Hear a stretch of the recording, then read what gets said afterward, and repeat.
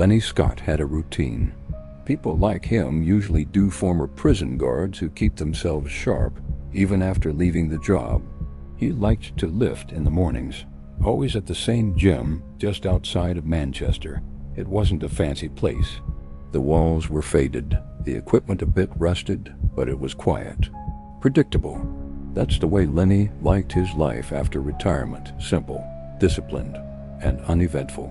He'd done his time among the chaos of locked doors and violent men. He'd dealt with inmates who would kill over cigarettes or pride. He had earned the peace. But as everyone who works inside eventually learns, prison has a way of following you outside. It sticks like the stink of disinfectant on your clothes or the distant echoes of shouting behind steel.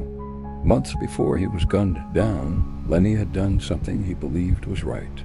It was near the end of his tenure when he confiscated a contraband phone from an inmate's cell. It was standard protocol, a routine sweep, part of the job. But what he found on that phone was not routine. Messages, photos, voice recordings, all clearly proving that one of the female prison staff had been involved in an ongoing romantic and likely physical relationship with the inmate. It was more than just misconduct. It was betrayal of the institution, of the other staff, and of the fragile line between order and collapse. Guards who blurred that line made the job more dangerous for everyone. And Lenny, as he'd always done, followed the rules. He reported it. The fallout came quickly. The female officer in question was suspended. An internal investigation launched, and the inmate already known for being manipulative and violent was transferred. Lenny was praised in quiet hallways and back offices, but no one said it publicly. No one thanked him out loud. People whispered. The woman had friends, the inmate had outside connections. Lenny knew how these things worked. Exposing the truth didn't end the problem. Sometimes it just made you a target. After he retired, he kept a low profile. He didn't talk to reporters, didn't post on social media. He went to the gym, went home, kept in touch with a few close colleagues. That was it. But still, there were moments when he felt watched. He told a friend once that a car had followed him for 3 turns too many one night, that a man he didn't recognize had shown up at the gym, hadn't worked out, just loitered and left. But Lenny had dealt with fear before. He'd faced riots. He wasn't going to live scared. And so he carried on. Same gym, same time, same routine. The day he died started no differently than any other. Morning fog, damp pavement, coffee in a paper cup balanced on the passenger seat. He parked his car, like always, second row from the entrance, close to the light post. CCTV would later confirm the time stop. He was unlocking his door, gym bag over his shoulder, when the man in the high-visibility jacket walked up. The footage is grainy, but what's clear is the posture, the confidence. The shooter doesn't rush. He walks directly toward Lenny, like a man approaching a colleague. He reaches into his vest, pulls out the weapon, and fires. Once, then again. Lenny crumples. There's a moment where the shooter just stands over him, looking. Then he walks away. Not runs, walks, calmly, deliberately. When the sirens arrived, the shooter was gone. Witnesses described him as average height, wearing a builder's vest, possibly a fake beard. No one had gotten a license plate. No one had heard the gunshots clearly enough to distinguish them from early morning noise. The police quickly connected it to Lenny's time at the prison. It was too clean, too targeted, too purposeful.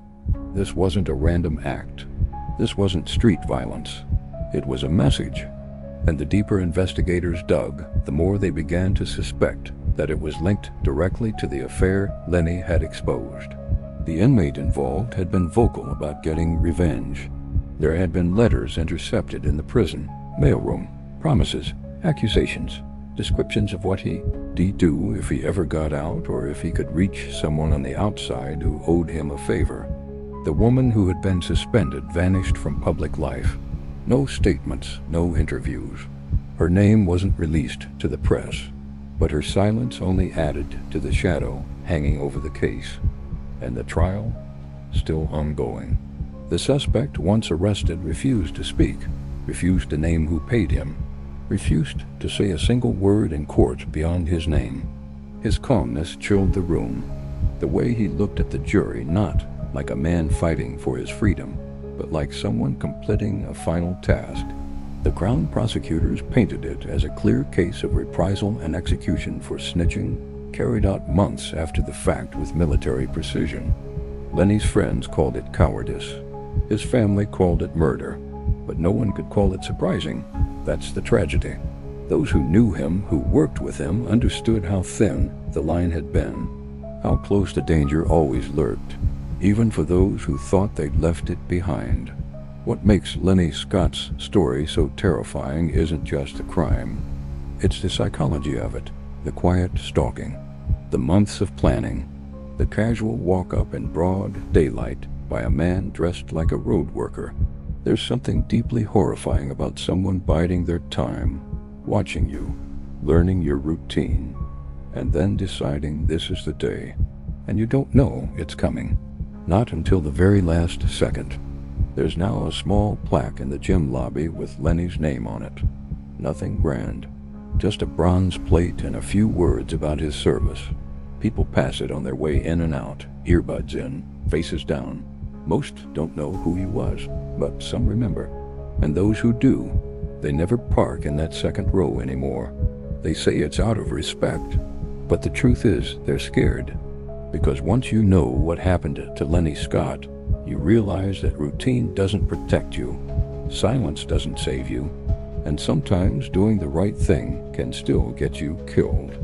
People in Australia still whisper the name Rooster with a strange mix of fear and fascination, especially in the underworld, not because of what Anthony Parrish did in a single moment of madness, but because of the calm, calculated way he carried out one of the most disturbing revenge murders in the country's history.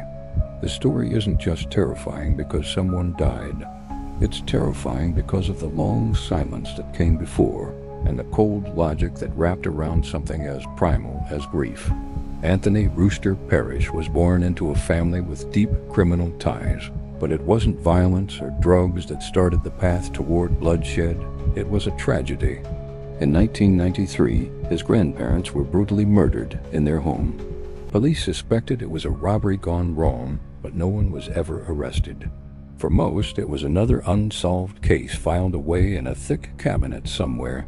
But for Anthony, it was something else, something personal, something unfinished.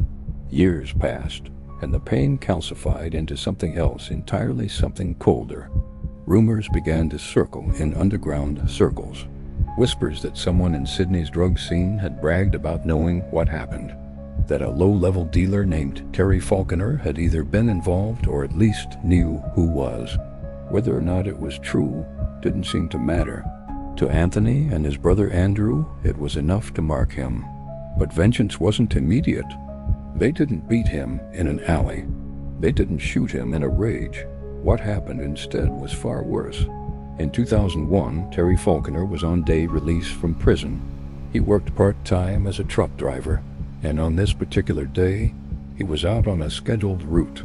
That's when Anthony's crew made their move. They dressed in stolen police uniforms, drove a car with lights, and approached Falconer as if it were a routine operation. They told him he was under arrest for a new investigation and that they were transferring him. Falconer didn't resist.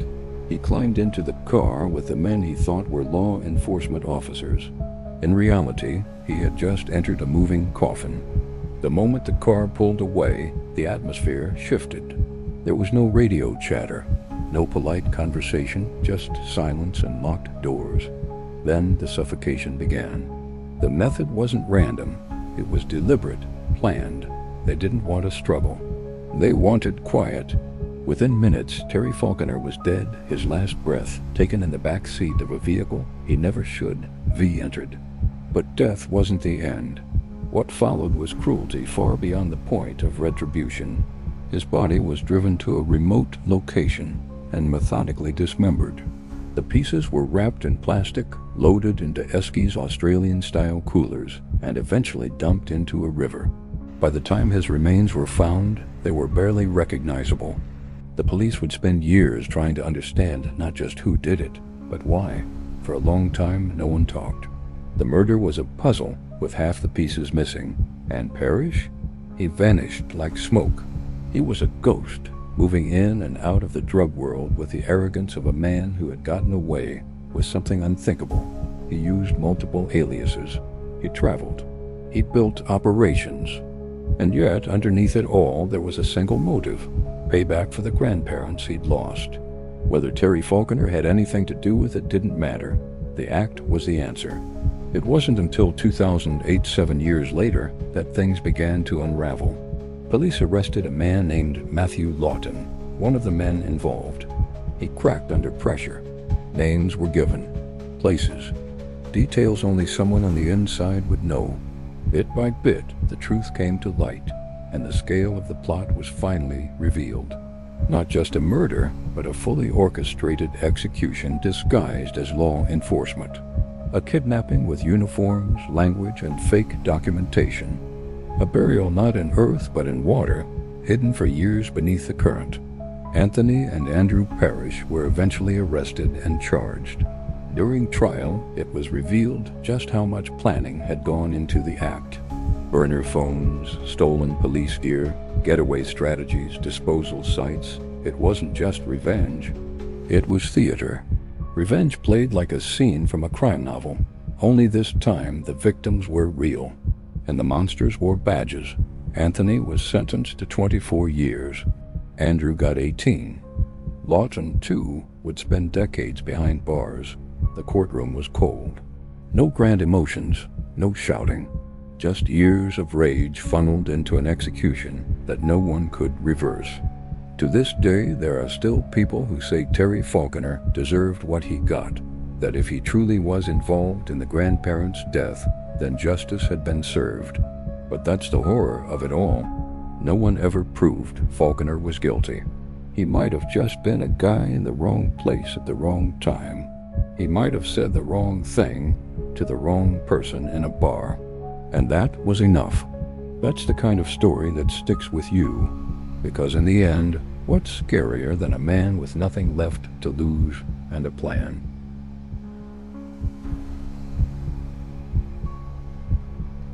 I always assumed revenge was targeted cold, calculated, and directed at someone who had it coming. But fire doesn't care about intentions. It just consumes. It started with a phone. A stupid regular iPhone. Najee had it in his hand that night when we left the party. We were in Denver, it was late, and everyone had been drinking, though not Najee. He didn't do that. He drove us home. We stopped for food, sat on the curb, talked about nothing, laughed until it hurt. Then we crashed. Next morning, his phone was gone. He swore he had it last when we were eating, and he was right. I even remembered him taking a blurry photo of all of us with it. But it was gone, no sign in the car, not in his room, not in his jacket. He panicked more than most would. It wasn't about the money. He said there were photos on there that couldn't be replaced of his little sister, of his dad who died last year, of old texts he didn't want to delete. We tried Find My iPhone, and miraculously, it pinged. It wasn't far. Less than 2 miles. Just outside a quiet neighborhood. Those old red brick homes lined like tired teeth on a side street with no sidewalk. That night, we drove to the location, and the little green dot settled over a 2-story house with yellow trim and a busted porch light. I remember that detail. That porch light kept flickering, buzzing like a dying insect. We knocked, no answer. We knocked again, harder. Still nothing. Najee was pacing now, furious. He wasn't loud about it, just shaking. Said he saw someone peek through the curtains upstairs. He even swore he saw the glow of his lock screen light up behind the blinds. That's when it stopped being about a phone. He said they were mocking him. The next day we came back, this time with gas cans. I remember holding one in my hand and feeling the chill of the metal, how it bit through my glove. I kept telling myself it was just to scare them, to prove a point. that we'd pour some on the lawn, maybe leave a burned patch. No one would get hurt. The windows were dark, no cars in the driveway. The porch light still flickering. Najee said it looked empty. I stayed near the car while he crept toward the back of the house, dousing the porch and the side walls with gasoline. It all happened so fast after that. The match was struck. A bloom of orange lit the sky, and we ran. By the time we heard the sirens, we were halfway home. It was on the news the next morning. 5 dead, 2 adults, 3 kids, a whole family. Their last name was Deal, immigrants from Senegal. The story kept replaying neighbors sobbing, photos of smiling children on swings, the charred remains of that yellow-trimmed house. They hadn't stolen anything. They weren't even awake. They were asleep when the fire started. We were sure the tracker led us there. We told ourselves that over and over, because the alternative was too unbearable. But Najee wasn't convinced anymore. He went silent, wouldn't return texts. A few days later, he broke, turned himself in, gave up everything. The police said the phone had pinged a general area, not a specific house. It could have been anywhere nearby. Maybe a passing car, maybe someone on the sidewalk, but the damage was done. The fire had spoken louder than logic. What I remember most isn't the fire or even the news reports. It's that porch light. How it never stopped flickering, even when the house was gone. A few nights ago, I drove past where it used to stand. The lot is empty now, just blackened soil and a temporary fence. But the light? It's still there, hanging from nothing, flickering like it always did. I parked across the street and sat with the engine off, watching it blink on, off, and then my phone buzzed, just once, a notification from an old, disconnected app I hadn't used in years. Find my iPhone. Device found. Nearby. I looked up. The light stopped flickering, and in the reflection of my windshield, I saw the faintest glow like a screen lighting up behind a curtain. But there are no houses left. No curtains, no windows, just the cold, empty lot. And something still watching. Asked ChatGPT.